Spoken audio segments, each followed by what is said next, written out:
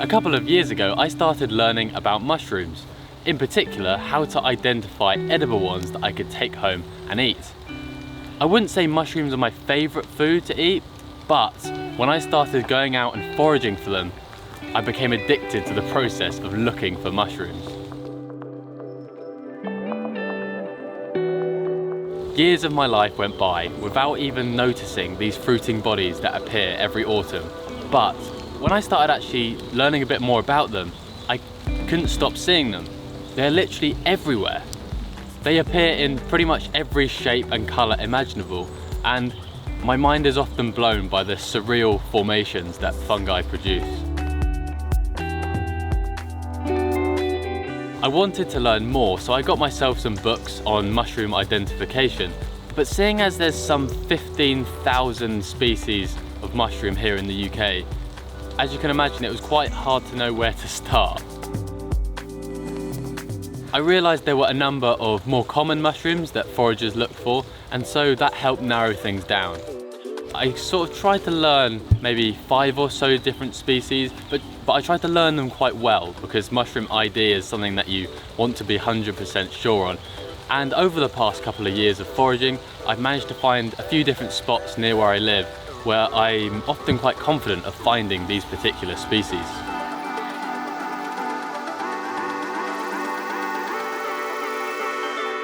Welcome to my new home. I recently moved into this little flat and I absolutely love it here. It's right next to the Ashdown Forest, which means I can go for a walk pretty much every day.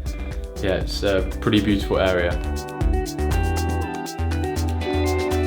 I quite like to walk down the same path most days. And now that I live here in the Ashdown Forest, I come here pretty much every day after I finish work or early in the morning. It might sound like that would get quite boring, but actually I found it's a great way of seeing the smaller details in places and also experiencing the change of seasons. The biggest change, of course, is when summer turns to autumn. The deep dark greens turn to a beautiful orangey yellowy colour, and it might seem like most things are dying, but actually something pretty cool is happening as well, and that is the masses of mushrooms that start appearing. I've just stumbled across a species of mushroom which is quite peculiar. This is probably the most common mushroom I've found this year, and it's called the hedgehog mushroom, and it's because instead of having gills on the underside of the cap, it's got spines like a hedgehog. But these, you don't often find dead in the middle of the road, you find them in the forest. I was first shown these by a friend when I went camping up in Scotland, and there were so many of them, and they kind of grow in these big rings, and often when you find one, there's a lot more with it.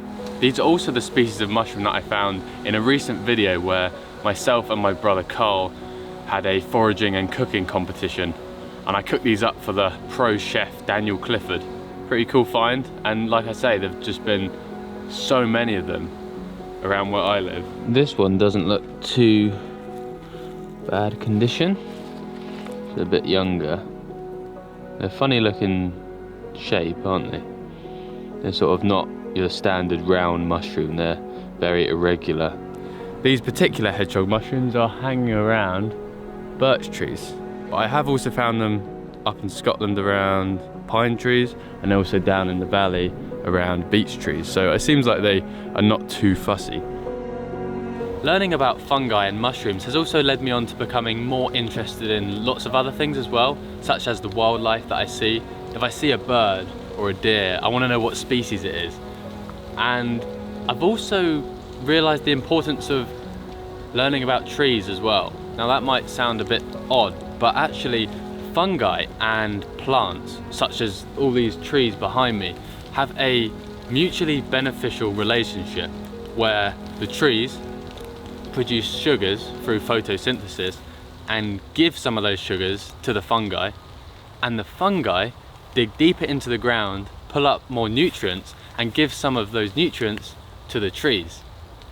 It's kind of mind-boggling to get your head around, and none of that is actually like visible for the naked eye.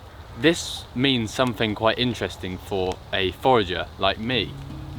certain trees are associated with certain species of mushroom. I found that oak trees, beech trees and birch trees is where I found most of my edible mushrooms, and it's because those fungi species have a symbiotic relationship with these species of tree. So it helps a lot for a forager. You can look for the big trees before you actually start looking at the ground.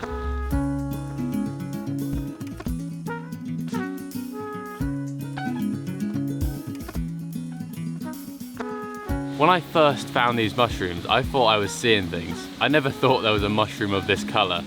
But yeah, they were almost glowing on the forest floor, a massive patch of them, maybe 50, 100. But I looked them up and they are called amethyst deceivers. Amethyst because of their colour, like the amethyst crystal, and deceivers because they're part of the deceiver sort of family. But yeah, there's an abundance of them here in the forest, and they're also edible. I found they don't really taste of much. There's also not really much to them, and not much flesh to them, so you don't get much texture either. But I put them in my food anyway because they've probably got some sort of health in them. Yeah, they're incredible looking. One of the most beautiful mushrooms to find, I think. Amethyst deceivers under beech. As well as the mycorrhizal fungi which help the plants and then the plants help them, there's also parasitic fungi which are actually no good for the plants whatsoever. They attack trees and in lots of cases actually kill them. There was a tree that I found which had a nasty looking fungus on it, and I've heard that eventually that tree will just die because the fungus will just suck all the strength and life out of it. And then there's also saprophytes. Now saprophytic fungi, I don't even know if I'm saying that right, live off organic matter that's dying, such as this stuff. These leaves and twigs on the forest floor, they help break that down and recycle the nutrients. So there's a number of ways which fungi work, and that is just kind of explained very basically. I really struggle when it comes to more scientific stuff than that. I read a book about fungi by a guy called Merlin, and he went into quite a bit of detail, and my head was just kind of hurting whilst reading that. Fungi are crazy and really fascinating. I'm so glad that I stepped into the world of mushroom foraging, as it's opened my eyes to so many incredible things, and a walk in the woods now is never boring. There's always something to find, there's always something to look for, and I absolutely love that. I also am really grateful for the fact that it's a skill which you can take pretty much anywhere. And a few weeks ago I went on holiday to Wales, went on a little camping trip, and even though I wasn't really planning on searching for mushrooms the whole time, it ended up that way, and I actually stumbled across a pretty sought after species.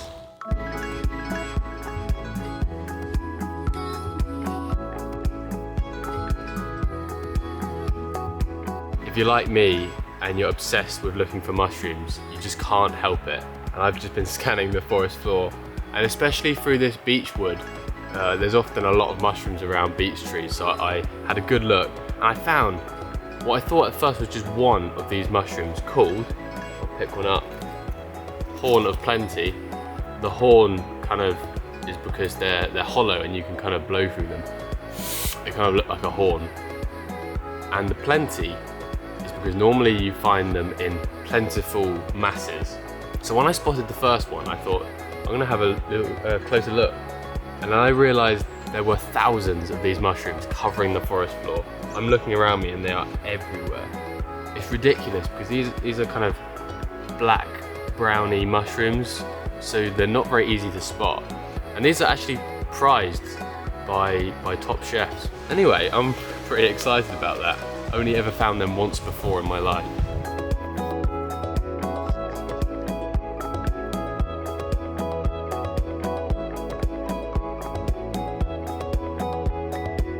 I've managed to also find some chanterelles and also hedgehog mushrooms. So this exact same beech wood has turned out to be full of edible mushrooms. That's pretty cool. There's nowhere near as many of the golden orangey chanterelles as there are horn of plenty, but still nice to find. After a great day of walking and foraging, I headed to a local campsite. But on the way I found a pizzeria and thought maybe they could make me a pizza with my fresh mushrooms. Can I just have a margarita, please? My strange request was whether you could put some toppings on. What would you like? Would you be able to put these mushrooms on it? Oh, those mushrooms. I'll have to check with the chef. Hopefully we can get these mushrooms on my pizza. There you go. Stick them on this plate. Cool. I think they need to be like broken up a bit, but Okay. don't worry about the dirt. I don't mind. Yeah. As long as they're not cat mushrooms. No, they're definitely edible. So currently they're cooking up the margarita pizza that I ordered, and they actually put my mushrooms on it, so I'll be able to eat super fresh mushrooms that I picked earlier. Oh, that's so cool. Thank you. No worries. Cheers, mate. Have a good evening. I am genuinely interested to see what it looks like. Let's have a look. Oh, look at them, they look amazing. It's just kind of strange, you never normally see black food, but not bad, eh? Mushrooms picked from the Welsh mountains, straight onto a pizza. That's how we like it. Now I'm gonna go to campsite.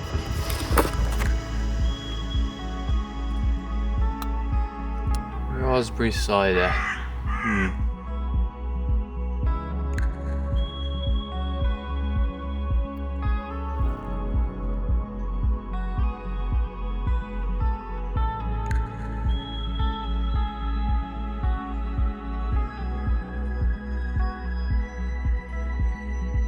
One of the most common animals that I see are probably deer. We get quite a lot of fallow deer, and sometimes they hang around in massive groups as well, so it's quite a nice sight seeing loads of them run through the forest.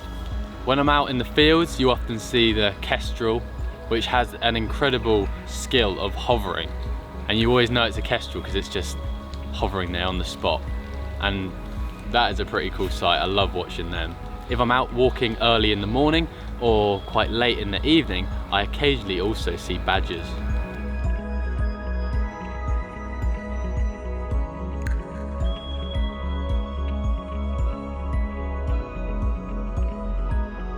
When people ask me what my favourite mushroom is, I can't help but choose the penny bun. It's the one on the cover of my favourite mushroom ID book by the late Roger Phillips. He inspired so many foragers, including myself, so I have to thank him for a hobby that has given me so many fun times. Anyway, the penny bun was the first species of mushroom I ever found, and each time I see one, I will admit I do get a little overexcited. These are proper penny bun mushrooms. They're huge. Huge. Huge, sorry, I can't talk, I'm so excited. This year finding them has been really tough, and over the past few months I've only found a handful.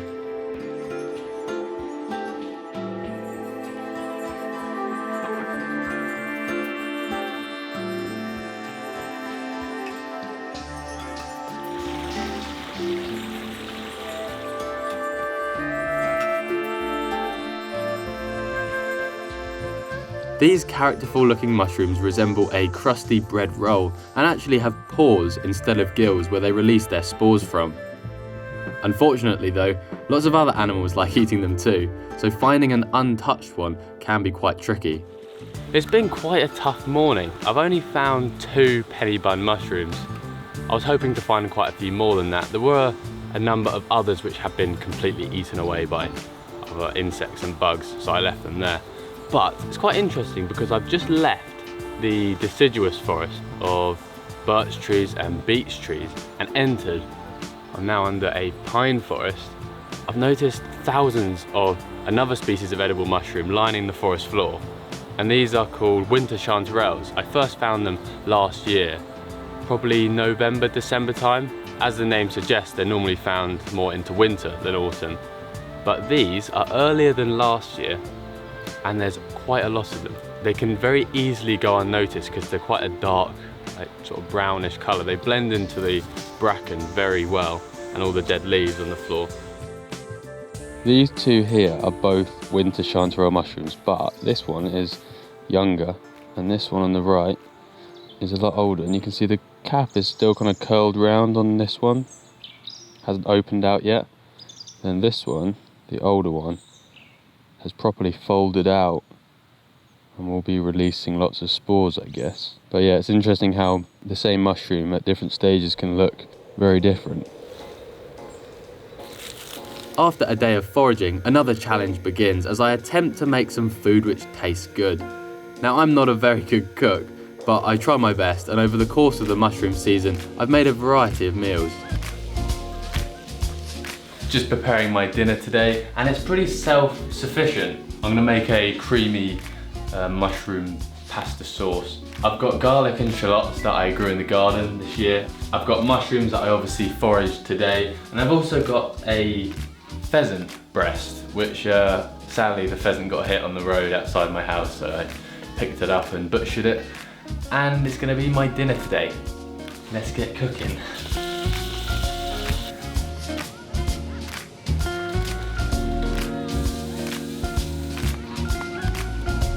Well, this is a meal that celebrates all the plentiful, lovely produce that I am surrounded by. Apart from, of course, the Italian pasta and Parmesan cheese, which is also from Italy. Anyway, cheers. The dish that I was most proud of was this mushroom pie that I made, and it actually looked and tasted quite good.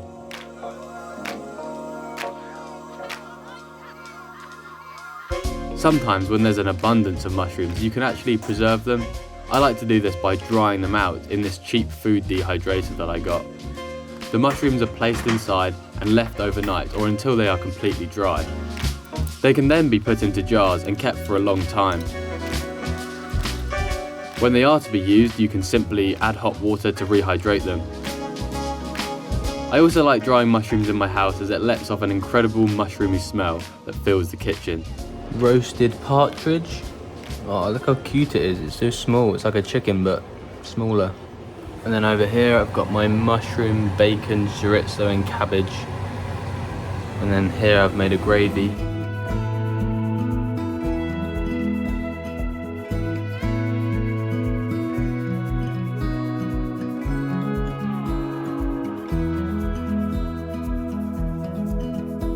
Looking back over the past 2 years, I feel like I've learned an awful lot. I literally knew nothing about mushrooms before, but now I spend almost all my spare time, especially at this time of year. I spend that time outdoors looking for mushrooms and foraging food, and it has given me a reason to come outside more, get more exercise, and it's also given me so much fresh, nice food. So I have to be thankful for the trees that live with the fungi and fungi that live in the forests. It's been a fun journey, and I'm looking forward to plenty more of it in the future. Why did I come out for a walk today? I need to go home. This isn't fun. I'm soaked.